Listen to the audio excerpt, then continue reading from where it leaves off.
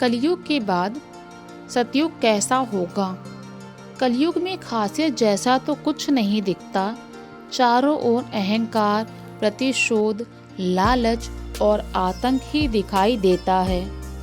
कलयुग को मानव जाति के लिए एक श्राप कहा जाता है, जिसे इस युग में जीने वाला हर इंसान भुगत रहा है। लेकिन क्या आपने कभी सोचा है कि कलयुग के अंत के बाद आने वाला युग कैसा होगा। पुराणों में सृष्टि के संपूर्ण काल अवधि अर्थात समय को 4 भागों में बांटा गया है। ये 4 युग हैं, सतयुग, त्रेता युग, द्वापर युग और कलयुग। धार्मिक ग्रंथों के अनुसार युगों के परिवर्तन का यह 22वां चक्र चल रहा है। गीता में इस बात का वर्णन भी किया गया है। युग परिवर्तन के इस चक्र के अनुसार अभी कलयुग चल रहा है। शास्त्रों के अनुसार कलयुग 4,32,000 सालों का है, जिनमें से 4,27,000 साल बीत चुके हैं।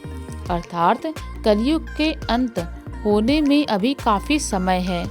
लेकिन कलयुग का अंत कैसा होगा, इसका वर्णन ब्रह्म पुराण में मिलता है। ब्रह्म पुराण के अनुसार कलयुग के अंत में मनुष्य की आयु 12 वर्ष रह जाएगी। इस दौरान मानव जाति का पतन होगा, लोगों में द्वेष और दुर्भावना बढ़ेगी। जो लोग बलवान होंगे उनका ही राज चलेगा। मानवता नष्ट ही हो जाएगी, रिश्ते खत्म हो जाएंगे। एक भाई दूसरे भाई का ही शत्रु हो जाएगा। और जब आतंक अपनी चरम सीमा में होगा तो भगवान विष्णु कल की अवतार लेंगे, पृथ्वी से समस्त अधर्मियों का नाश कर देंगे। इसके अलावा भगवान श्री कृष्ण ने बताया है कि कलयुग के बाद का सतयुग कैसा होगा, जिसका वर्णन महाभारत में मिलता है। श्री कृष्ण के अनुसार कलयुग में ऐसे लोगों का राज होगा जो बोलेंगे कुछ और करेंगे कुछ। इसी प्रकार कलयुग में ऐसे लोग रहेंगे जो बड़े ज्ञानी और ध्यानी कहलाएंगे, लेकिन उनके आचरण राक्षसी होंगे।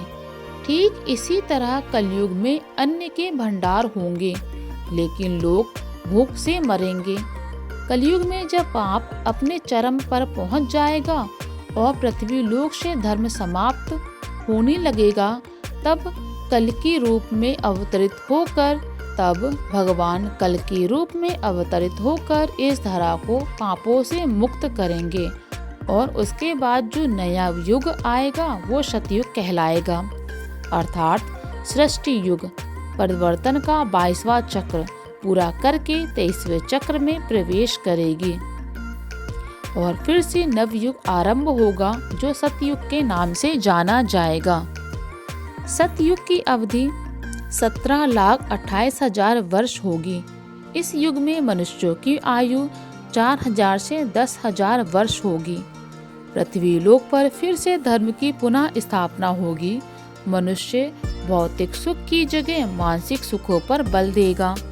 मनुष्यों में एक दूसरे के लिए नफरत की कोई जगह नहीं होगी। चारों ओर प्यार ही प्यार होगा। मानवता की पुनः स्थापना होगी। मनुष्यों को परम ज्ञान की प्राप्ति होगी। लोग पूजन कर्मकांड में विश्वास करेंगे। सतयुग में मनुष्य अपने तपोबल से भगवान से बात कर सकेगा। इस युग में लोगों को अपने शरीर पर पुनः पूर्ण नियंत्रण होगा। आत्मा का परमात्मा के मिलन से सभी सुखी होंगे। अर्थात सतयुग को इस सृष्टि का स्वर्ण युग कहा जाएगा। कलयुग के पूरा होने के बाद एक नए सतयुग की शुरुआत के साथ चक्र फिर से शुरू होता है। यह नवीनीकरण और आध्यात्मिक ज्ञानोदय का काल है। सतयुग को सत्य, धार्मिकता और सद्भाव का युग माना जाता है, जहां मानवता दैवीय सिद्धांतों के अनुरूप है। इसे आध्यात्मिक दृष्टि से सबसे उन्नत और आदर्श युग माना जाता है। परंतु कलयुग को अभी अपना लंबा सफर तय करना है और सतयुग के आने में लाखों वर्ष बाकी है तो क्यों ना हम कलयुग में ही अपने धर्म और कर्म से सतयुग की तरह जीने का काम करें, क्योंकि ग्रंथों में इस बात का उल्लेख मिलता है कि कलयुग में जो लोग धर्म और कर्म में विश्वास करेंगे उन्हें सतयुग की तरह ही सुख प्राप्ति होगी। कलयुग की अवधि कुल 4,32,000 सौर वर्ष है।